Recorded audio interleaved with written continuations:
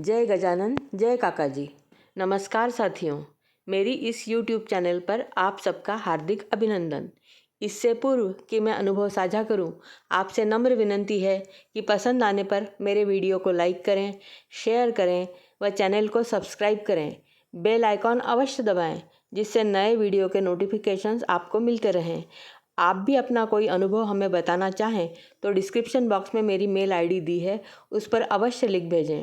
आपका अनुभव शेयर करने में हमें खुशी होगी। तो चलिए आज के अनुभव की शुरुआत करते हैं।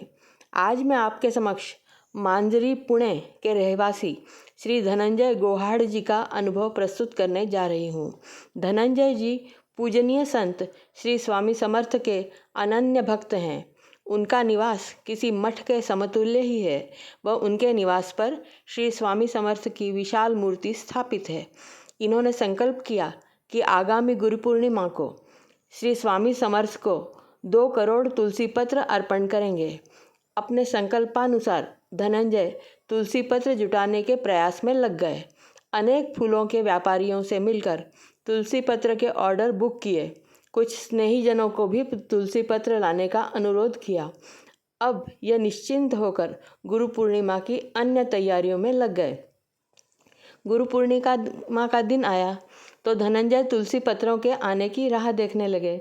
सुबह के 10 बजे 11 बजे पर तुलसी पत्र लेकर कोई भी नहीं आया। तब इन्होंने उन सभी व्यापारियों को फ़ोन लगाया तो प्रत्येक व्यापारी ने हाथ उठा दिए। सभी ने एक ही उत्तर दिया कि उन्होंने सारे तुलसी पत्र मुंबई भिजवा दिए हैं, क्योंकि वहाँ बड़ा ऑर्डर था व पैसे भी अधिक मिल रहे थे। घबराए धनंजय ने अपने एक स्नेही को यह समस्या बताई तो वे बोले कि दर्शन के लिए आने वाले लोगों से कहो कि तुलसी पत्रों के साथ ही आएं, तो तुम्हारे लिए तुलसी पत्र जमा हो जाएंगे। लोगों ने इनके कहे अनुसार तुलसी पत्र लेकर आना भी चालू किया, पर 2 करोड़ तुलसी पत्र इस प्रकार जुटाना असंभव था। इन्होंने पंचक्रोशी पुणे के सभी फूल विक्रेताओं को फ़ोन लगाए। सभी ने एक ही उत्तर दिया कि आज हमारे यहाँ तुलसी समाप्त हो चुकी है। भूख प्यास त्याग कर इन्होंने पूना शहर में सर्वत्र भटकना प्रारंभ किया। हताश होकर लौटे तो शाम के 4 बज रहे थे। घर के बाहर खड़े होकर ये अपने मित्रों के संग तुलसी पत्र कैसे जुटाए जाएं, इस पर चर्चा कर रहे थे। उनका संकल्प अब अधूरा ही रहेगा, यह सोचकर वे अतिशय हताश थे, निराश थे। इनका मकान एक ऐसी सकरी गली में है कि वहाँ दोनों ओर यदि साइकिलें भी खड़ी कर दी जाएं तो एक ऑटो रिक्शा तक आने की जगह नहीं बचती है।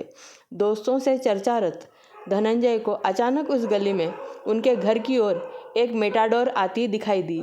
इनके घर के सामने रुकी मेटाडोर से एक ड्राइवर उतरा और उसने पूछा कि यहाँ किसे तुलसी पत्र चाहिए।